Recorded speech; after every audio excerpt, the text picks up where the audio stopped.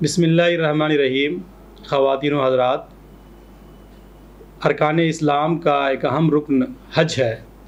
2025 کے لیے حج فارم کرنے کا آغاز ہو چکا ہے، تو ایسے موقع پر چاہیے کہ ہم لوگوں میں سے جن کو اللہ نے استطاعت دی ہے، زیادہ سے زیادہ وہ اس حج کا قصد کرے۔ وہ حج کے معنی ہوتا ہے قصد کرنے کا۔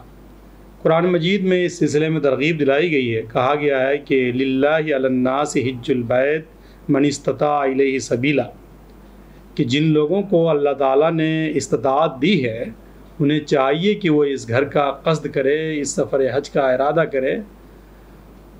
یہ حضرت ابراہیم علیہ السلام نے آج سے بہت پہلے یہ ان کے ذریعے سے اعلان کروایا گیا، قرآن مجید میں کوٹ کیا گیا ہے کہ وَأَذِّن فِي النَّاسِ بِالْحَجِّ، کہ آپ لوگوں میں حج کے لیے اذن عام کر دیجئے۔ یہ جو صدا ہے اس پر مسلمان ہر زمانے میں ہر وقت توجہ دیتے رہے ہیں، اور ماشاءاللہ بڑی تعداد میں لوگ اس فریضے کو ادا کرتے رہے ہیں۔ حالیہ دنوں خاص طور پر ہمارے ملک میں اور ہماری ریاست میں جو حج کا کوٹا ہے وہ کوٹا پور نہیں ہوتا ہے، لوگوں کی تعداد اتنی نہیں ہوتی ہے جتنی تعداد ہمیں آبادی کے حساب سے گویا حج کے لیے دی گئی ہے۔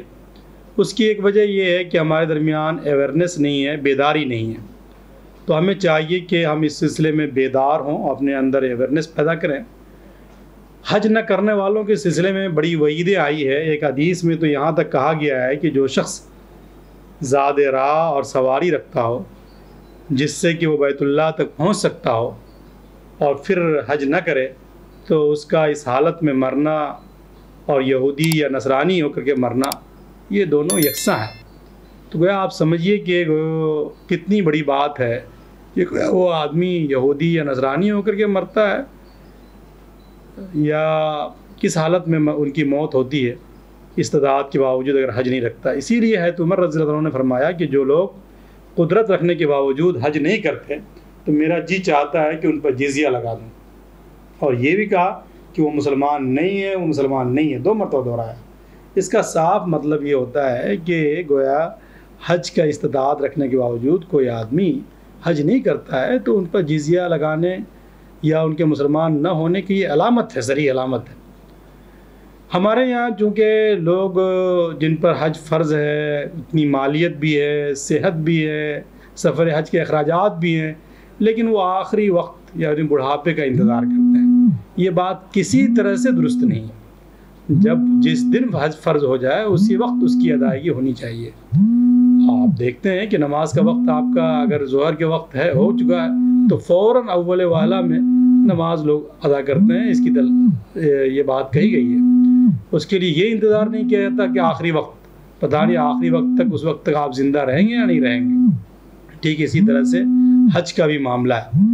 تو خاص طور پر نوجوانوں کو چاہیے جو لوگ کاروبار کرتے ہیں، بزنس کرتے ہیں، سروس میں بھی ہیں، نوکری میں بھی ہیں، پھر بھی ان کو چاہیے کہ وہ اتنا وقت 40-42 دن کا چھٹی لے کر کے وہ سفر حج کے لیے فارغ کریں اور اس فریضے سے سبکدوش ہو کر کے وہ پھر دوبارہ اپنی جو روزمرہ کی زندگی ہے وہ زندگی گزاریں۔ وہ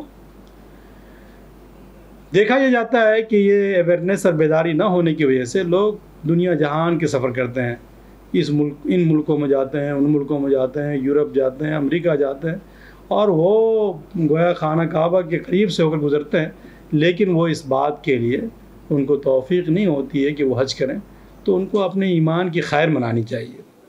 تو گویا یہ بہت ہی اہم فریضہ ہے۔ ریاستی حج کمیٹی، بہار کی ریاستی حج کمیٹی بطور خاص ریاست گیر پیمانے پر بیداری کی مہم چلاتی ہے، تو اس کا پیغام بھی گھر گھر پہنچنا چاہیے، اور جملہ صاحب استطاعت مسلمانوں کو چاہیے کہ وہ اس سال 2025 میں وہ زیادہ سے زیادہ تعداد میں وہ اس اہم فریضے کو انجام دیں، اور یہ فریضے کو انجام دہی کسی اور محرک کے تحت نہیں، خالص اللہ کی رضا کے لیے، اللہ کی خوشنودی کے لیے وہ اس فریضے کو انجام دیں۔